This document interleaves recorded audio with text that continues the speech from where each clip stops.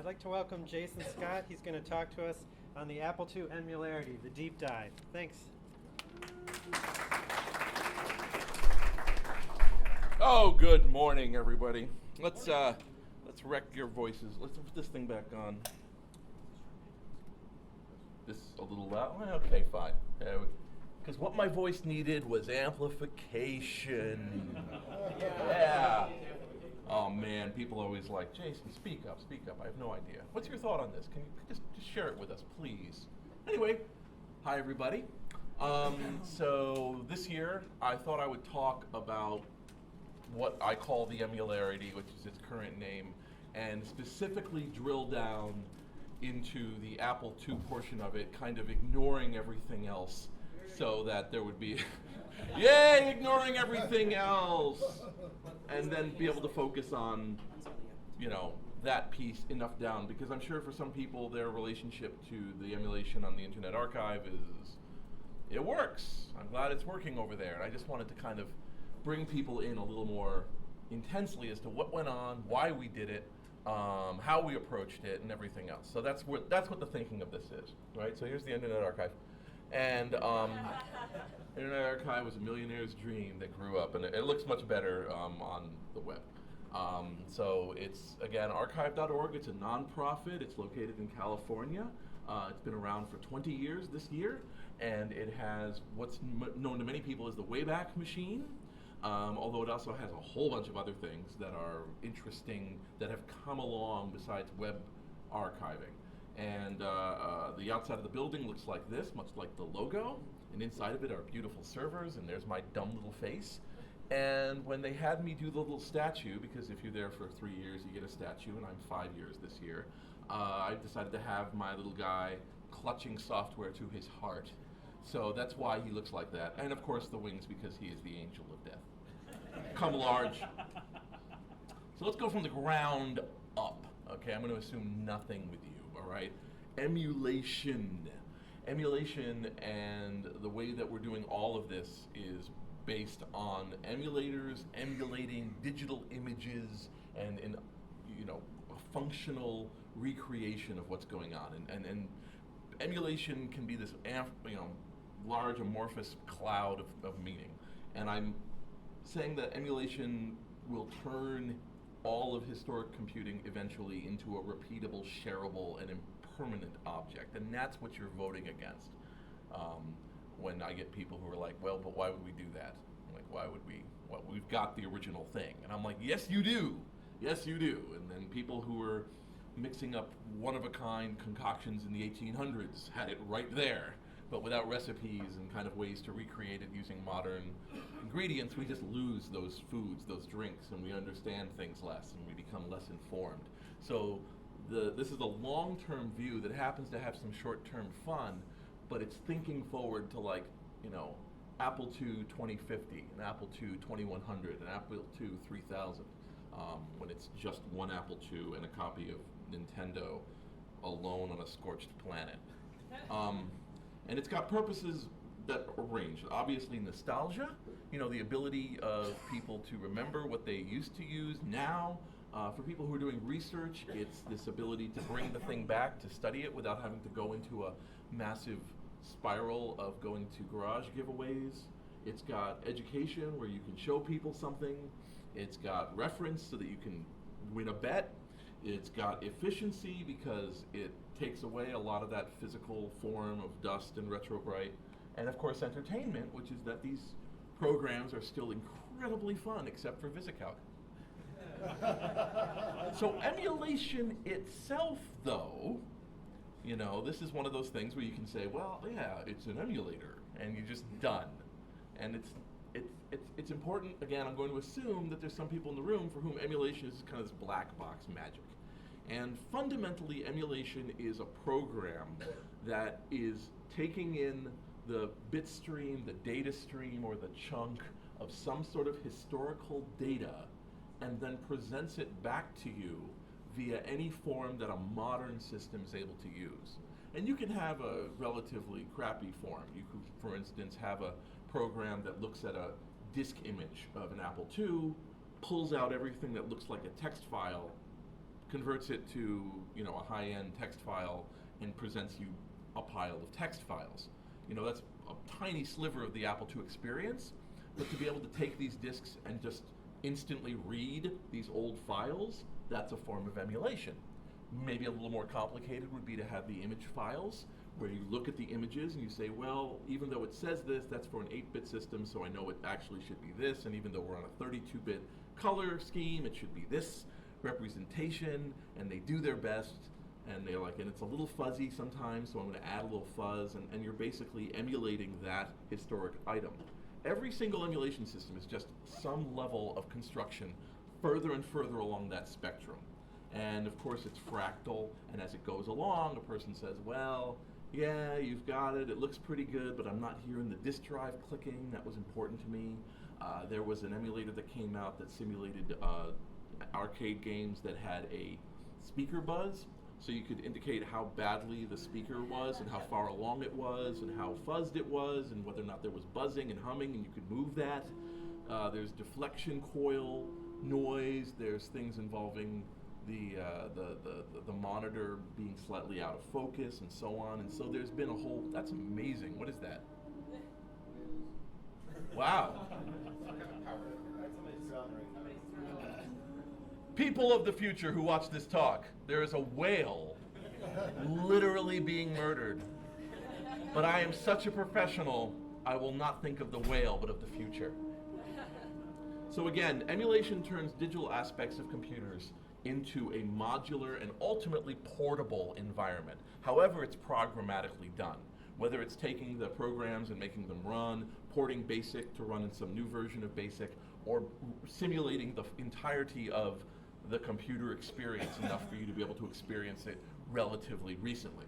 And you can argue that maybe perhaps part of the magic of older computer stuff was that it would take you a while to get it to run, or that there would be a delay, or that there would be a feedback loop. And of course, you can never emulate the social aspects, the personal feelings, your youth into it, but you can certainly emulate other pieces of it. So that's kind of a rough idea of what's going on with emulation. It's more of an idea than a specific routine or anything like that. And so I was involved in something called the Emularity, and the Emularity, which I had previously called JSMS, but which expanded beyond that, was this ubiquitous loading system meant to be cross-platform, enabling you to bring JavaScript-based emulators onto browsers everywhere. And I do mean everywhere.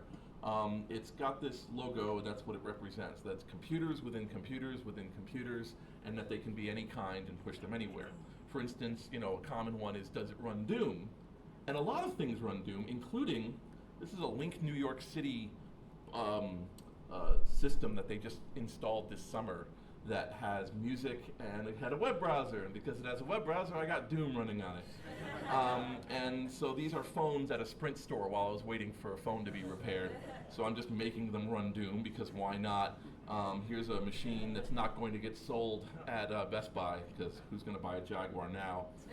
And here's a group in Australia who are linking to the Internet Archive and connecting to the Emularity, and they built their own little custom video game system for the summer so that they could connect to it and play the games. And these were arcade games being emulated in San Francisco that are playing in Australia and New Zealand. It's this weird, wacky world, right? So the idea is everything, everywhere, easily, and everlasting. So that's the idea of the Emularity, the idea of pushing us away from how do I get it running to what am I going to do with it now that I have it. So back to the Emularity itself. The Emularity, again, is this program load set that's been designed to be a framework for JavaScript emulators. Right now it does two, MAME and DOSBox. We've got 2 or 3 others that we're looking at. There's an intention, we're probably going to have an Amiga emulated within a month. We're probably going to have a Macintosh emulated this year, and we're going to do this and it's going to go up and then they'll join it. So right now it's just Windows and DOS and Dagon. And I turned off notifications. I mean, look, I'm the Windows guy in the room, but I'll tell you, it works great except for when it really doesn't, and then it's awful. And anyway, so MAME and DOSBox MAME controls many, many, many, many platforms, including consoles, arcade games, and computers, which is why I base things off it. There are a bunch of emulators of a bunch of systems out there, but MAME really has had this ubiquity that has grown. They've paid a price for it in speed. They're not the fastest emulator, but they have a, Jesus, thanks. Yeah, that's good, take me. Now I'll find out who my real friends on Facebook are, because this will be positive, right? It'll be like, this talk is going great. This will be like a reality show. It pops up, Kevin Savick's, oh, he nailed this one. This one's amazing. Okay. I seem to have acquired a co-speaker. MAME, which again stood for Multiple Arcade Machine Emulator, but has now become known as, it's been backronymed into something else. Basically, it's able to emulate 30,000 different things. So it's like very, very wide stance, right? And for the Apple II, there's a whole bunch of support for the, the platform that is kind of like built up, especially over the past 2 years, that's particularly put together. So MAME currently has functioning support for all of these Apple II variants.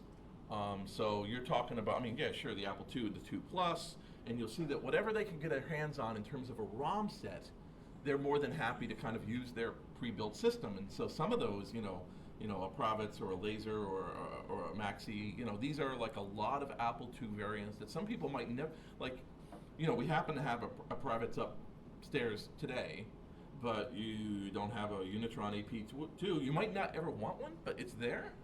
And the Spanish version of the 2E, the ability to bring up these alternate platforms and know whether or not they work with your system or your version of Lawless Legends is really critical. Wait, I need that.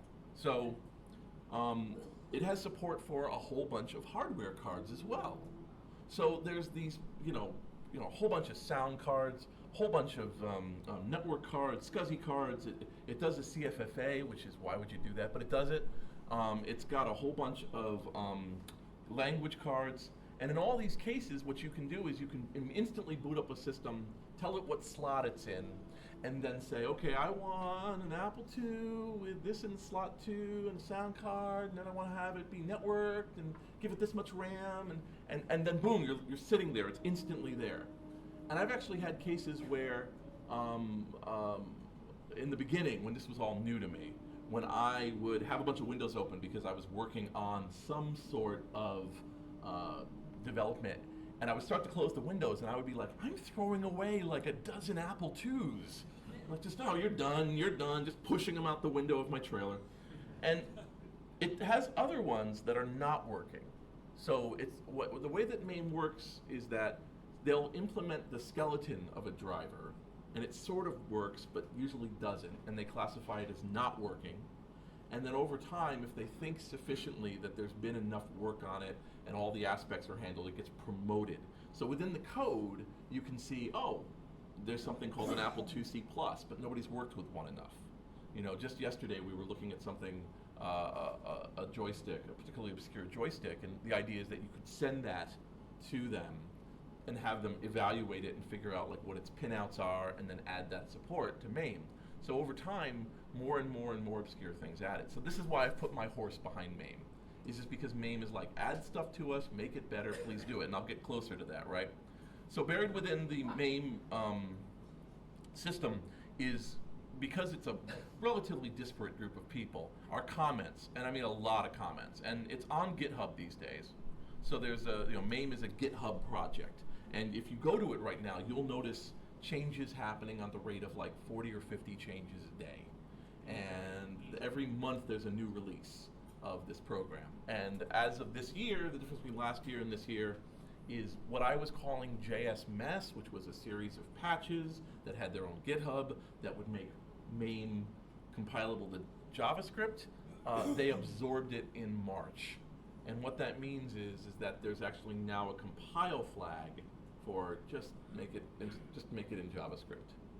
And so we stopped working on that. We're not focused on that anymore because MAME is just doing it for us now. And we've done 2 upgrades since then. So MAME puts an upgrade out, says our new upgrade is here. We have a system-weighted system, and what that means is how many programs on the archive are emulated this way. Like a bunch of them are Spectrum, ZX, a bunch are Apple II. Compile those first and shove them up, and then do the other 1,000 things we do later. And what that really means for you is that within 45 minutes of MAME being released, the Apple II drivers on the Internet Archive are updated on the site. And that means that if you do submit changes, or changes happen, or you ask for a requested fix or something, it gets reflected incredibly quickly. Especially we can do a hot fix. We can actually have them update the driver because it just fixed something, and we can slam it into the archive in seconds. So this is a much better experience, and I want to be clear how little I have to do with this. Okay, let's be clear about that, because I mean sometimes people go, oh, so Jason did this emulation system when they write it, and I'm like, no! Jason just has a dream, and his dream is expansive, and he is very loud when he talks in his sleep. So that's what's happened here. The MAME people don't need me, and I am not doing things for them in code. I am shoving people together. I am linking people together. That is a very different role than developer. There are some amazing developers, and if you go into the code, for instance, here's the driver for the Swift card. You will see the names of who created it and why, and it's all been GPL'd, who's contributed what, and then they actually have gone as far in some cases as making ASCII pictures of the chipset along with indications of what those chip names are, because they're dumping the ROMs and integrating between them. So they're trying to document it permanently. And if you look at the thing, it'll have a to-do list. Here's what we think is wrong. Here's what we think isn't working. So when people go, well, I booted it and it didn't work, it's like, yeah, it's on the to-do list. Would you like to write something for it? Because the code is right there. Here's all the pins. This thing actually goes on forever. It's got the pinouts, it's got the cabling, it's got everything. It's got how to reach it, and in some cases it links to archive.org manuals to try to show what things were. There was one program, one variation where they basically, somebody wrote an article in one of the magazines. It might have been Insider. It was probably Insider or Creative Computing about like, I built this device, and it had schematics, and they just emulated it. So they're just emulating people's articles now. All right, so let's get down there, right? All right, so hopefully people here have some now slightly greater cognizance of what the context of the MAME and JS mess and Emularity emulators are within the archive system. All right, so let's get down there. Again, on the outside, this looks easy and fun. Inside, it's not. Okay. This is actually my car. Well, this was my car before I gave it to somebody. He owns it now. That's my transmission. That's what it looks like inside. But you're not supposed to see the inside of it, just like you're not supposed to see the inside of your pet. So I gave it to a guy. Anyway, so down underneath the archive, things are weird. So one of the first things that happens is that somebody here is, they're all My Little Pony once I talked to them, and then they're like, I went in there and I just didn't get it. I didn't get it. And I just want to step back to why is the Internet Archive like it is? And again, it's a millionaire's dream. He wanted to have the Library of Alexandria live again. So what he loves is books. And that's critical to understand.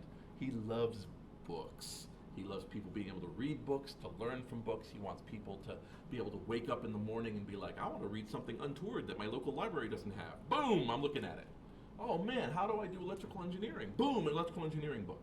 Read on your own time and your own pace and the way you want to make yourself better, and then going, well, what else did this author do? Oh, he did this. I'm also interested in that. And he wants that knowledge and the kind of the amplification of the human race to be one of like, you have access to all of the world's information without feeling gatekeeped or being limited or anything else. And that's great. And then over time, a bunch of us who have helped him have come in with like, because we think that also means blank. And to varying degrees, he goes, yeah, I could see that, or I don't understand that at all. No. And it's just been a case of working with him. So at the Internet Archive, everything is an item, because everything's a book. So each book is an item. So we have an item, and the item has a unique URL or an identifier up in the top, and that identifier is meant never to change. And this URL schema is meant to be permanent, regardless of if they're moved around machines or whatever else. It's just meant to be permanent. So here you have a book. Here on the left you have like what the book is supposedly about. When it's published, it has other information. And of course you can immediately click on this book and begin reading it. And that was critical, right? In the browser, boom. I want to see what this Topeka, Kansas City directory looks like. Boom, I'm reading it like it's just a book. And we have 4 different types of objects. So there's texts, movies, music, and web. Now web is the Wayback Machine, everyone's used that. That's a separate interface. But then there's texts, movies, and music. And movies, when he put it together, and music are just books. So music is just a book you listen to in the Internet Archive system. And the way you're reading it is by playing a player, okay? So whenever it's got some weird aspects, like people want it to run in the background, or people want to build a playlist, since you don't do that with books, you don't build a book list and let the book read in the background, our system doesn't support it out of the box easily yet, because we're still designed that old way. It's literally like you scooped out a shelf and you threw a bunch of CDs in it. Same thing with movies. Movies are books you watch. And so you interact with them, but you're just meant to be able to play them immediately. And going back, we're like, I want to play this music. I want to read this book. I want to watch this movie. That's how it's designed from the ground up. So when I came along with my ridiculous idiot approach, which was I want the browser to do all the work, which wins on some things and loses on others. I think the bet has been good, but it wins on like ubiquity, and I wanted that, and instantaneous, and scalability.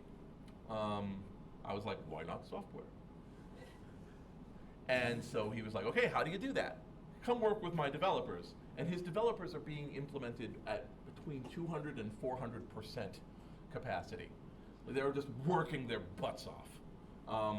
So working with them was extremely agitative, not because it was particularly they're bad people or anything, but I was like, while making sure this ridiculous fantasy thing live and go to the most people, please do something nobody has ever done for me who can't even contribute code. So what we ended up with is this, right? So now you go, oh, you made a book you can play. And it is. It is a book that is inside of a screen that has a disk drive and will play things. And all of its aspects feed from that. So it's got full screen because the movies and the books both have full screen. It has the ability to quiet itself because the music can quiet itself. But it can't do a bunch of other things yet. But it will. I'm very, very positive it will, and most of the work of getting it in there and going. But it also has a metadata system that's extremely weird because it means that it's all aimed towards this is an item. But as we know in software, it's not always an item, right? Like it's some multiple disks. What do you do if there's multiple disks? What do you do if there's different editions? What do you do if there's a manual? Like, we don't have hybrid items. So you can't be like, this is a thing and a thing and a thing. Here's the soundtrack, here's the movie, here's the book, and shove them into one item and have it work. They gotta be separate items. So that's where that's coming from. And there's different ways of dealing with it. Interlinking in the metadata, making an external interface that links back to the archive and does all that work for you. All of these are kind of floating out there. And so what you'll see instead is there'll be 3 different items. They'll all be in a collection, and the collection will maintain that stuff. Buried down here is this thing, and these are settings that the Internet Archive does itself and that a person can do. And they're all just called metadata pairs. And God bless you if you've never had to deal with content management or dealing with metadata pairs or triples. And basically it's you have an item, a metadata name, and then a metadata entry. So the identifier, which was assigned upon birth, is A2 _Castle _Wolfenstein 1981 Muse A. And I created that based on the file name of the disk image, which is very rough, but it tends to work. Skip past those. Scanner is because it used to be books. So which book scanner created it? And the book scanner that created it is a Python program that uploaded the disk. Public date is when the book was first made public. Added date is when it was first added to the entire environment. And because of the way I do it, see, normally there would be an entry for your book came into the warehouse. That's the the added date. It was added into the system. Somebody should scan this someday.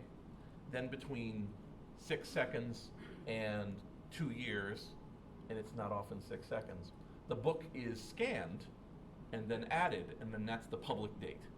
So because it's uploaded instantly, those two periods are very close to each other on this. So that's what you're seeing there. Date was added by looking through the file name and going 1981. And then the language of the thing is English. But what that really means is, what does the OCR of the book scanner expect to look at to figure out how to OCR this book?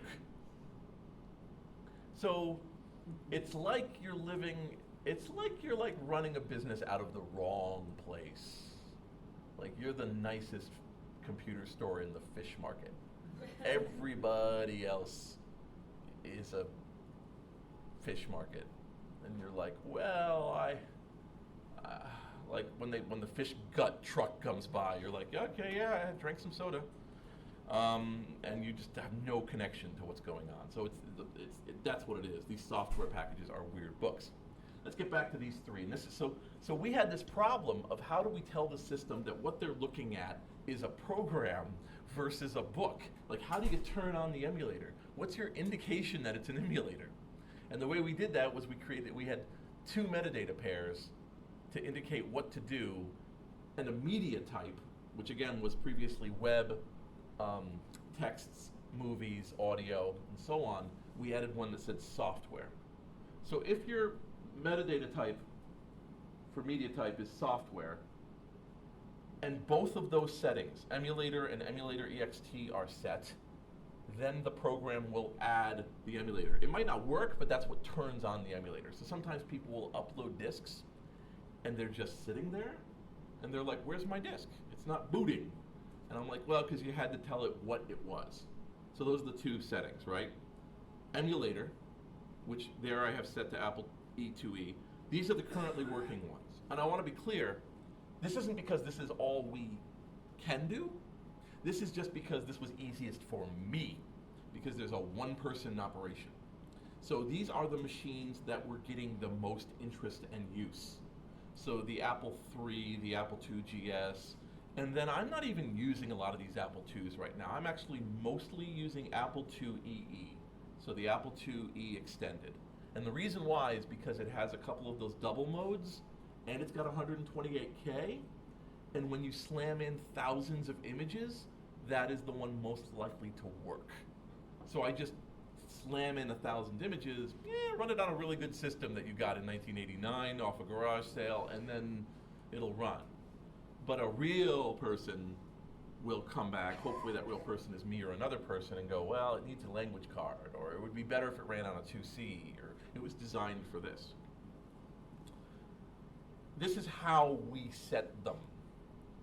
There is a configuration file for each emulator type. And what this is doing is this is feeding these entries to the internal emulator. And right now, I have to create these machine types, but anybody here, anybody out there can request a machine type. I really wish you had an Apple II with a Mockingboard in it. And I would go, great, set the emulator to Apple II-Mocking, and I will make it work. And it's a little weird, but I'm just gonna, it's the deep dive, ladies and gentlemen. So this is just a nomenclature for my own happiness. This is the actual JavaScript that is the emulator. This is the ROM/BIOS that needs to be booted to make it work.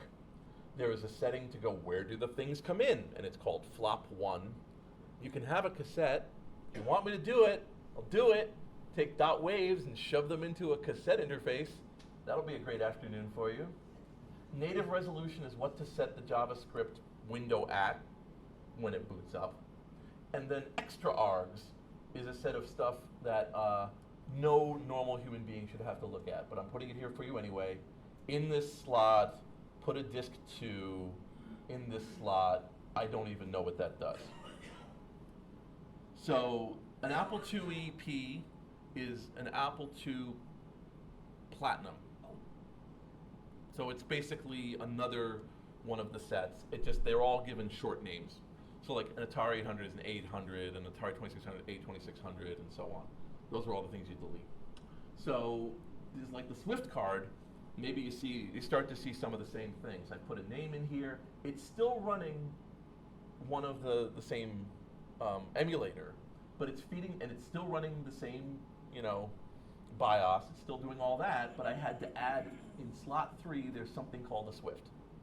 So that was the only difference. If you compare them, that's pretty much the only thing that's being changed.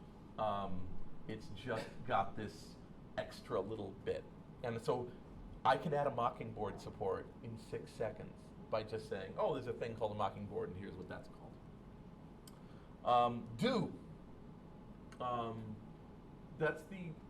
What this does is it says whatever's sitting inside of this item, whatever has this extension is an emulator-ready program. So there's a .do. There's a .do, .dsk, .bin, .po, .nib, and .2mg for the Apple II GS emulator and for a system that you can set up an Apple II with it. And that's 2 meg.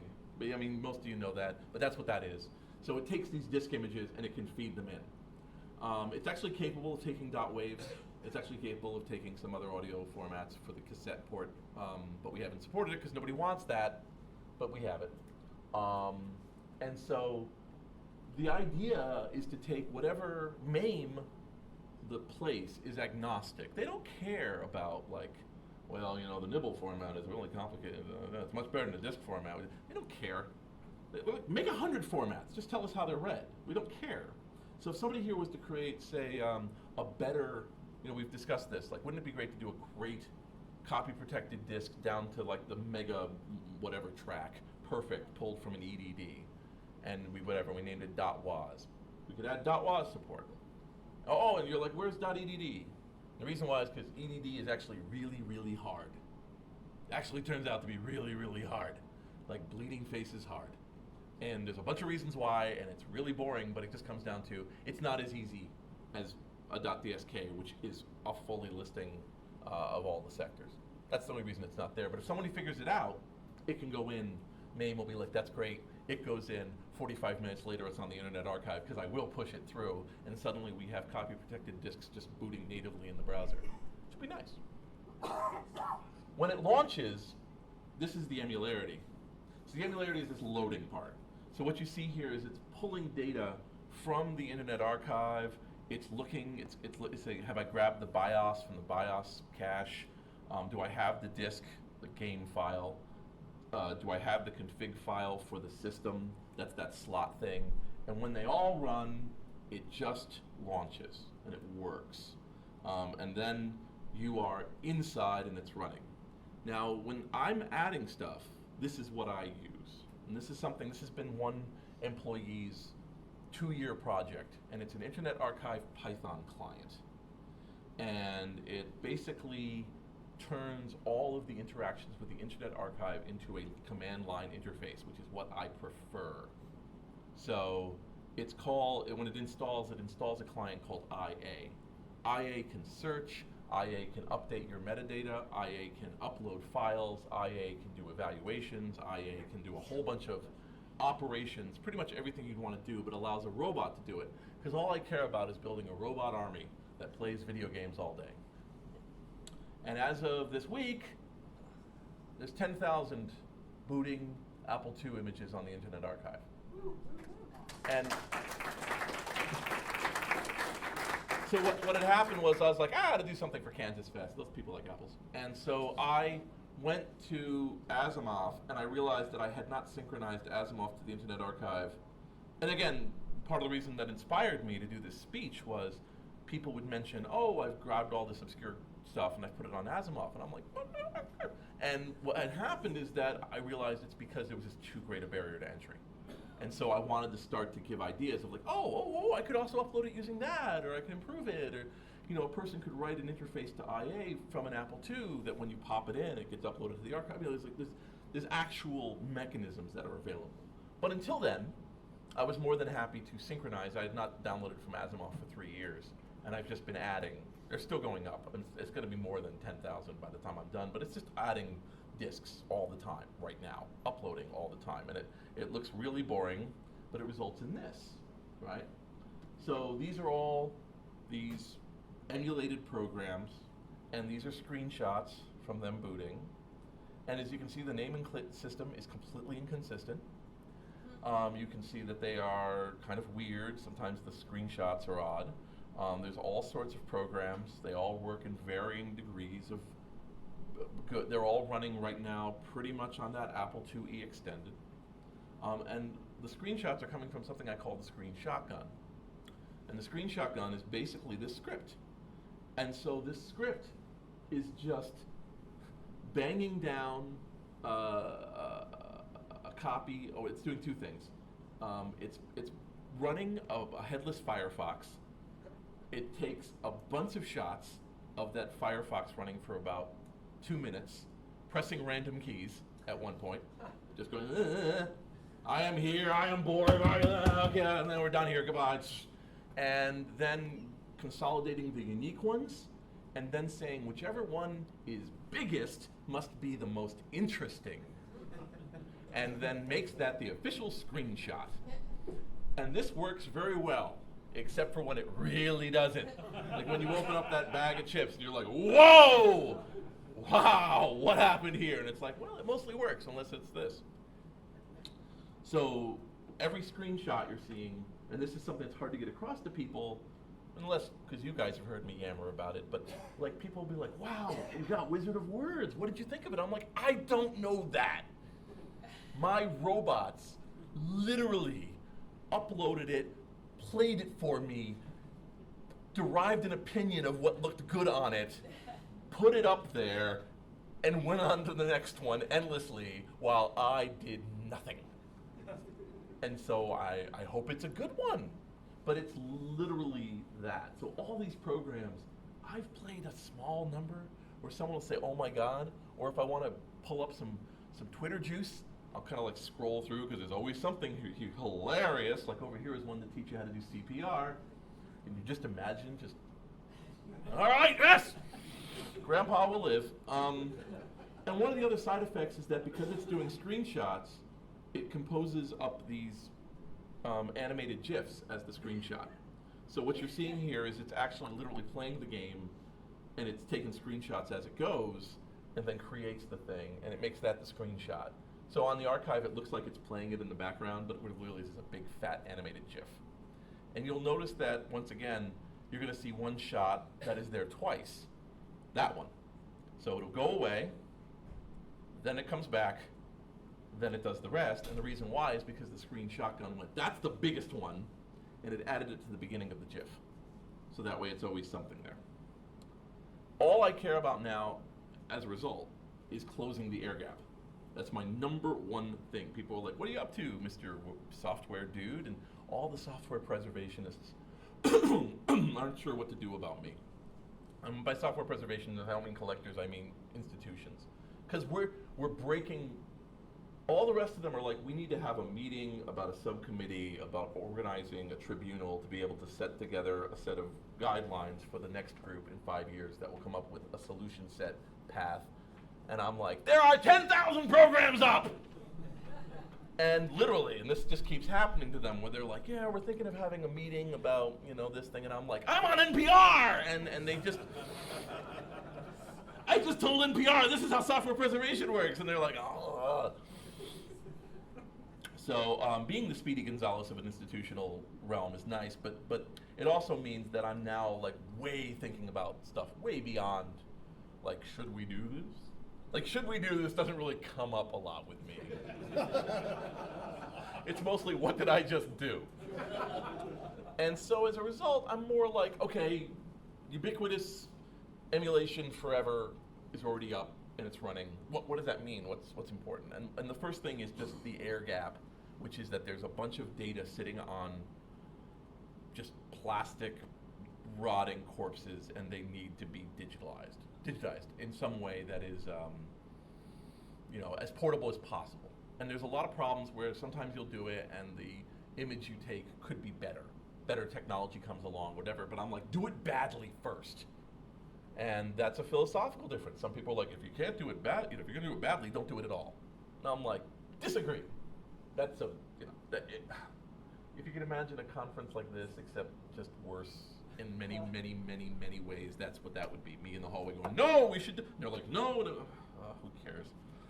And so this is like where this guy sent me a box of like, here's all the discs of the Corpus Christi Apple users group from '86. I have no idea what they are. He just mails it to me. And so I've got these things, and I slam through them, and people are sending me discs, and I'm like, awesome. And then I put them in crates. And I love this shot because people are like, those are nice milk crates. I'm like, those are not milk crates. This is actually 2 of the 7 boxes that are the Internet Archive software collection right now. There are CDs and other boxes and everything. And everything's going into this warehouse like this for me to go, okay. And then when someone comes along and goes, we'd like to scan it, I'm like, you can take the pretty pictures whenever you want. Come on by. But I want to get the data off them because I'm worried about the data. So I have been really fast with the floppies because this is my room. This is one side of my room. This is the Apple II that should look like a dog that realizes it's going to carry a tractor trailer behind it.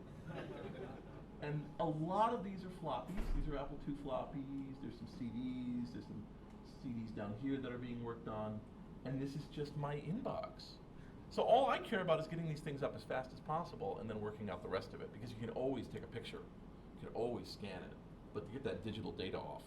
So this is what I end up with, is a bunch of disk images and put them up in the archive. Because what I'm concerned about is there's this whole thing where, again, I call it it's incrementalism. Like, do we concern ourselves with like getting it right the first time, or do we get it sort of right in as non-destructive a fashion as possible, and then reiterate, and get better as we go? So what the Internet Archive has done is putting up these programs has forced a full accounting and reckoning of what represents the Apple II corpus. And we are, of course, now discovering in a realm where we can now play them, compare them. There's a script that will download them, that'll let you compare them. That'll be probably one of my next projects, is to pull down an MD5 and SAHA1 every disk image on the archive, which is a weekend project to write the script, and then have it go through the 10,000 and go, actually, these are doubled, and what's this thing? And I've got a better name for this. And then once I've got that, create a table, because I was doing it anyway, and then hand that table out, right? And go like, oh, you've downloaded a disk image? Here, run it through my script, and my script will go, oh yeah, I already got this one, thanks. Oh, I don't have this one, thanks. And go forward. And that's where I'm working, right? That's the iterative magic of what we're actually trying to function with right now. We're discovering where we did good and where we didn't do so good. Like, everybody's got that one copy of Beautiful Boot that's got Starblazer, but not everybody will have, like a fully functioning contributory set of supplemental programs for some peripheral that was really cool, or interim versions of a program, or the version of Sabotage that has the title screen, or the version of Broderbund, because Broderbund shot out a bunch of little programs that then died immediately. They were like, let's try this. No! And they would just throw it out. So it was, there's like a lot of little obscure, low-run Broderbunds, a lot of low-run EAs, a lot of low-run that were just like, oh, I guess nobody ever saved this because nobody wanted it because it was dumb. But for free, it's okay. And so they look at it and it's meaningful because, like cut and paste. I don't know how many people ever used cut and paste. Like, that was EA trying to do a rock star word processor. Turned out not to do a very big thing. But cut and paste is a representation of the historical over. Plus it's fun. And so, anyway, the point is that I'm trying to kind of avoid this kind of weird loss of data. And so, all right, I've just talked for way too long, way too hard, way too much. And I'm sorry. I'll dab your tears, but I'll also answer your questions. And like I said, the fundamental reason of what I'm bringing this all up in here is that the Internet Archive wants to be a dependable resource with a fully open source stack for making Apple IIs live again, both as a reference material, as a platform, and as a way to be able to work with items. And the Emularity being open source means that you can put it locally on your system. I mean, I always want to do work that people can pull away and not be dependent on one institution, because that's how we get in trouble, right? So everything about the archive, you can completely recreate your own infrastructure for your program. You can have a demo version of your Apple program you wrote when you were younger and have it running in a blog entry. You know, you can create on your try out my new game that I'm working on and just dump the disk image into this Emularity that boots up in your blog entry and have people use it. I mean, so that's a real thing that we have right now, and it'll run on your phone and it'll be interactive as an Apple II would. That's what I'm looking for, and we're pushing, you know.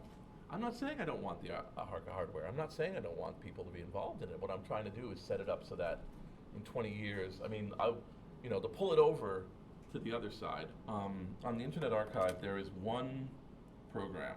This program runs the planet. If anything on my browser or anything is terrible, I apologize ahead of time. So this is the Oregon Trail MS-DOS 1992 version. And you hit it, again, I just decided to run it, 1, 2, 3, 4, 5, and you're playing Oregon Trail. So I've turned the experience of trying an MS-DOS program into a 5-second investment, and then this is Oregon Trail. And if you're really weird, you can say, I want to full screen it and have it not show up, but that's okay. And this is now booted every 8 seconds around the country. And again, without informing us, this is just because I'm the social media hound, I have determined that at least 3 school districts and another 20 schools have made it part of their curriculum. And I mean using it at the Internet Archive. So that's a thing, right? Like, schools are now using the Oregon Trail again. They were ready to use it at the end of time, and it just became harder and harder and harder and harder and harder to use. And when the support went away, the well-written education programs, the well-written games, the well-written learning programs all went away. And those were what we have, coming back. So there are pieces in here. If we go to the software library Apple, just to show you, oh boy, there we go. Pull this to here, and we go to collections. So I would love to show you games, but there's one thing. This is Mr. Sensitive talking. As people play things, things rise to the top as the most played things, and strip poker always wins. Strip poker has an amazing capacity to catch the eye and say, hey, yeah, I'm in a museum. I'm just, yeah. Just like there's those 1 or 2 paintings where people are like, these brushworks, this brush stroke is amazing. Anyway, so let's just go with operating systems. Oh God, no, I'm just kidding. But what you see here is a variety of, a small number of operating systems. So you're able to say, like, what was David DOS like? What's Diversi-DOS version 2C? But more than that, a person will look at this and go, well, there were more than 2 versions of Diversi-DOS, more versions of Apple DOS. You should look for them. There was also another DOS variant that was, and by sharing that information in this group space, we're creating that needed documentation of what's going to go forward. That's the next step. That's what I care about. That's where we're going. So that's what I got going on. That's the deep dive of the Emularity. We're still working on it. We're still making it better. The emulation job is not mine. It's being done by others. I encourage everyone to be involved with that who wants to be. We had a blind user come in to the MAME area. I watched him do this. He had been using my programs, my booting, and he went to them and said, "You don't have the right kilohertz set on the sound card for the blind people. You have it at like 48 and it should really be 44. So they fixed it. Now it sounds right. Like it just worked. And I had another user go into their code and fix all the spelling errors. Just little things here and there, but they did like 100 changes. They're like, yeah. 9 years ago, somebody wrote this wrong. I fixed them all. And so the whole thing is starting to like, we are in a really good cyclotron now. So I encourage you to be a part of that. I encourage you to go through these. I encourage you to help me make the descriptions better, the way we put them in better, and also to just keep enjoying the machines you have in front of you now while you still have them, because this will be waiting for you at the end. Thank you very much.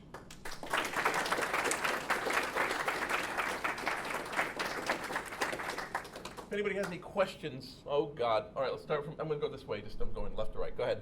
So if we have a game that, let's say you have the disk image up there, but we have a manual or some other box or something. Sure. We scan that in. How can we edit your page to link, say, the disk image to our uploaded, say, PDF or manual? Currently, there is no way in the Internet Archive system for there to be collaborative editing of the metadata of objects. I have come up with some ideas that I wanted to do, which was I would suck a collection into a wiki, people would edit it, and then we'd pull all the data back. But what it really comes down to is that there's really no way to do that functionally, because the books would be kind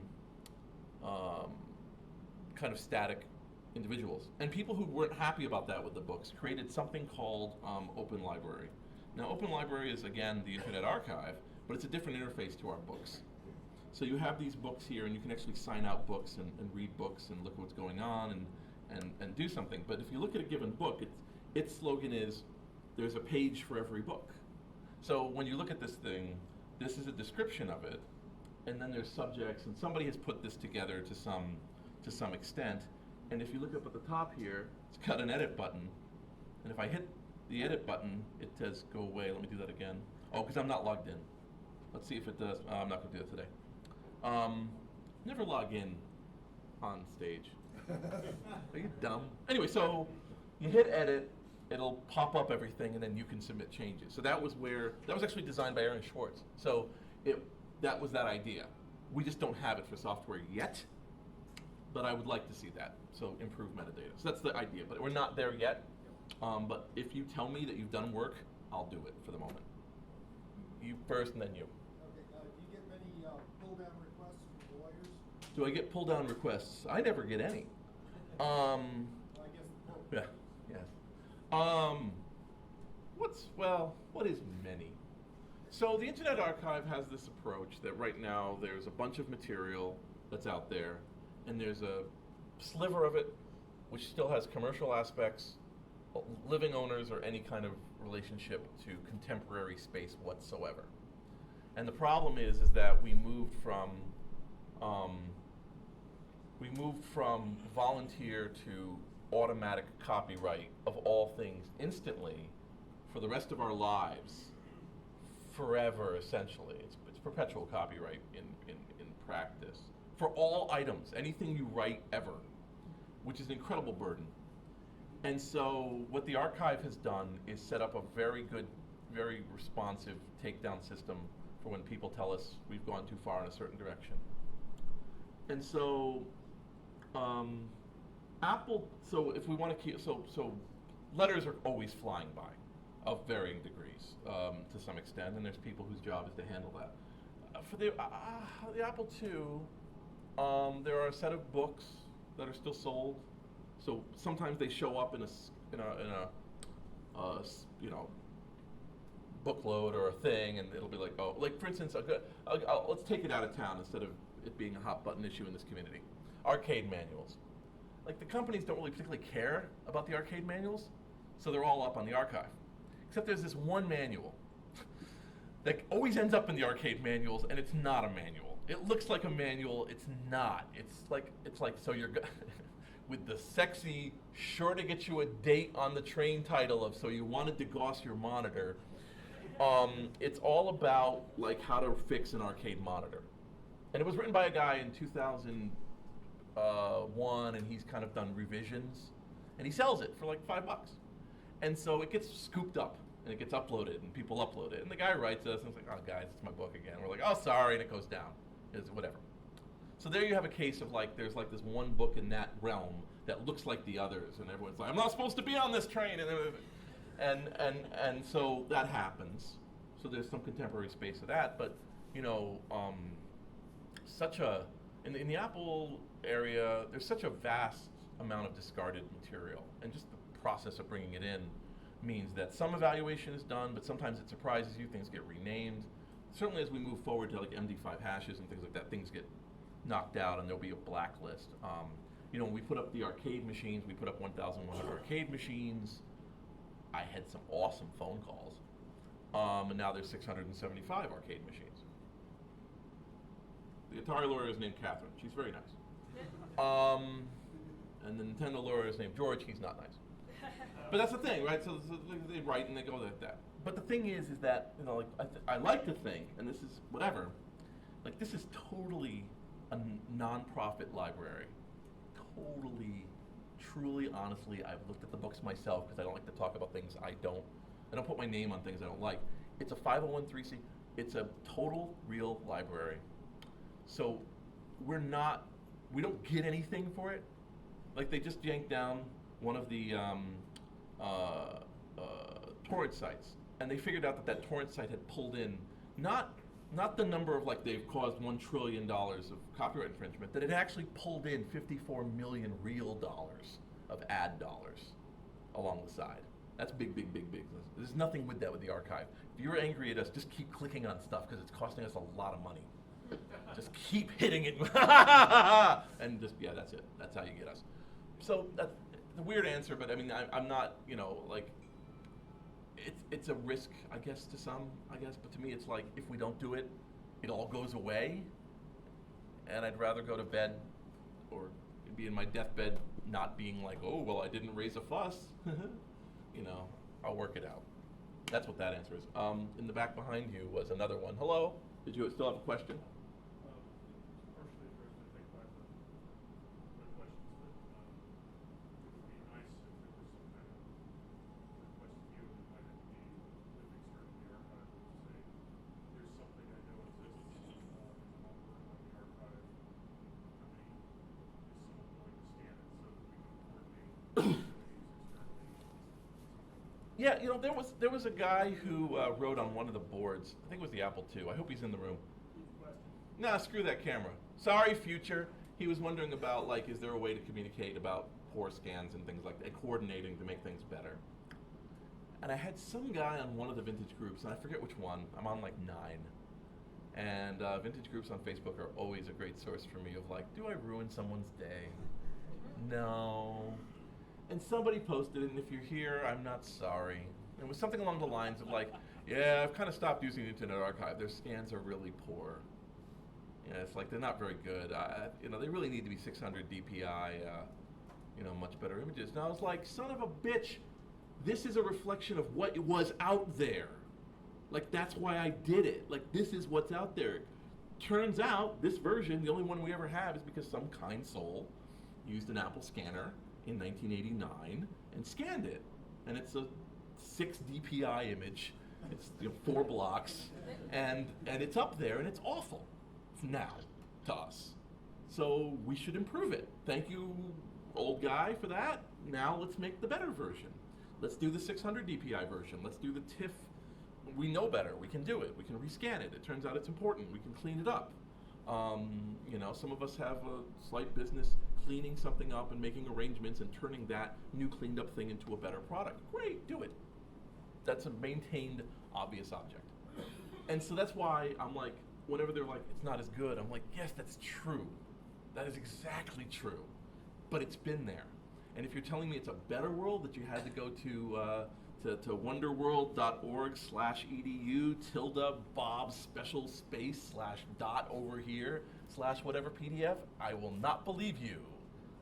So that's what that thinking is. Did I heat up there? I probably heated up a little bit. Go ahead. I think you may have sort of answered this question along the way. But When every answer is 45 minutes long, you tend to answer the end questions well, first. when you said that the robot picked the image that it was going to put up. Yep. A dumb robot. You can go back and fix that. Sure, instantly. Instantly. Okay. I can, because I have a script-based system, I've written all sorts of crazy things. So there's these scripts, like there's one called Jump Around. And Jump Around, I can just dump names in, and it'll go. Like, cause sometimes the robot's not so happy. Like, you can see right now, this one's actually building as it goes. It's not quite done, and they look pretty good, right? And I'll look down it, and you know, we get a lot of ones like that, which are like unable to load ProDOS, and I'm like, oh, bummer. Or whatever, can't run a soft disk, can't do a thing. But then this one's actually doing pretty good in terms of this. Oh, like, see like that? Like this guy.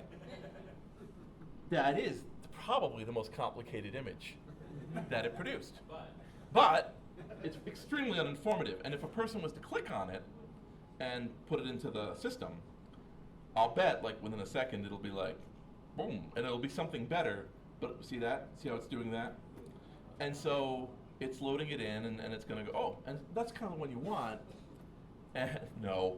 And so what it's done actually is, if you look down here, there are a bunch of JPEG files. So this is each of the screenshots, which, by the way, you can download and use in all your blogs in any way you want, for any criticism, for any writing, research.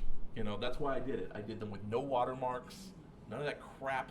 I've destroyed the screenshot market. I don't ever want to see a watermark on a friggin' screenshot again.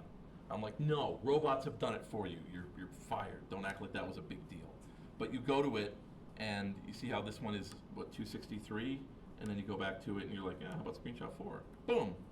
So I will probably write a script that will like show me things really quickly, and I'll just be clicking on them going, that's the good one, that's the good one. Anything that's machine augmented. And I'll just be like, use that, use that, use that, and it'll just make them better, and it'll use them. That's my hope. That's the cleanup phase. So, to a lesser extent, Moby Games, which is the collection of, Moby Games is kind of a database of things. Let me know when I'm going too long. Am I going too long? Oh, 1 minute? Okay. Moby Games is kind of like the database of all things. So when you go to Moby Games, it's meant to be kind of like, it's meant to be for games, video games database, but it's a non-profit now, and it's owned by these, and so what it has here is all of this, and I've made a deal with them that I can absorb the data from them into the archive. And I really want them to make it for everything. I want it to be Moby apps. I want them to have like every program and app ever created in Moby Games. But if you go in here and you say, I think this should work. Let's find out. So something that needs that, and then here's a bunch of programs that have been added to Moby Games. And you go to Castle Wolfenstein, and then see how there's been stuff added. Somebody's written a description.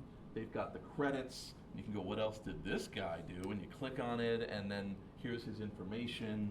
So I mean, they've been working on this and like doing it, and they've given me full permission to absorb this into the archive, and I do.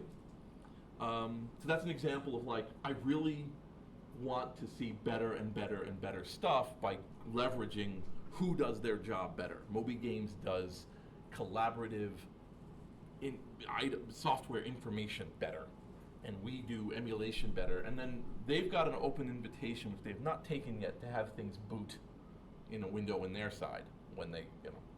But they're really small, really unhappy and strapped, and so they're just happy every day when it stays up. So anyway, so that's what that is. Any other questions before I give up? So yeah, okay, so John, go ahead and then. So I'm wondering about peripherals. So paddles, joystick, can we use a modem called BBS? Sure. You can use joysticks. Like, you can plug a gamepad in and it'll work. There's absolutely support for serial out. There's support in theory to be able to maintain other ones. If somebody's made a hardware card, they'll support it. Like if somebody's made like a USB connector, but we've done that. So there's definitely that. More in places like consoles than the Apple II, but it does exist. And so yeah, no, eventually you might be able to do some piece like that. And I think one last question, which was over, oh, you're right here. I was wanting to take some of your scripts and add things like, you know, for ProDOS disks, even just the ability to say, identify which version of ProDOS that is. How do we help you make the metadata stuff better? I mean, how do we help? So one easy way to help me, if you want like an incremental piece, is to give me code that makes a smart choice and then I implement it into things. Like it's trivial. We've certainly, Kevin did this with me last year where it's gone through a whole pile of these, pulled out the directory information and shoved it into the description. Very useful. And to make metadata pairs that say, here's what version this is. This is ProDOS version. Like we can add metadata pairs till the cows come home on this thing. That's one of the things about the archive. It's very expansive. So if there's a metric that's important to people, like it's classified as a game, it's a certain kind of disk, it's a sector, it's this, it's whatever, we can do it. So if that turns out to be of value to people, and there's a way to do it relatively easy, I'll do it happily. But like I said, the problem right now is that the Internet Archive software collection, software department, is literally me. Literally me. That means both physical ingestion, outreach, volunteer coordination, and you know, slight weird code improvements to things that put things on the archive. So I will always, as a result, and I mean this is just simple project management, I will always lean towards let the machine do all the work poorly than to have one human being do it. Because I get people like, I could do that, and I'm like, and you will die doing it. Because I had one guy, he created 1,401 metadata pairs per item. And he had 15 items. But they're great! Holy crap, 1,500 metadata pairs. Oh man, send that to Pluto. But that's the problem, that's the metrics. And I'm like, it boots up, it looks like this. And I hope that, you know, and I want to see it better. I want this to be a pantheon of library of what we. That's enough, I've taken up too much time, thank you.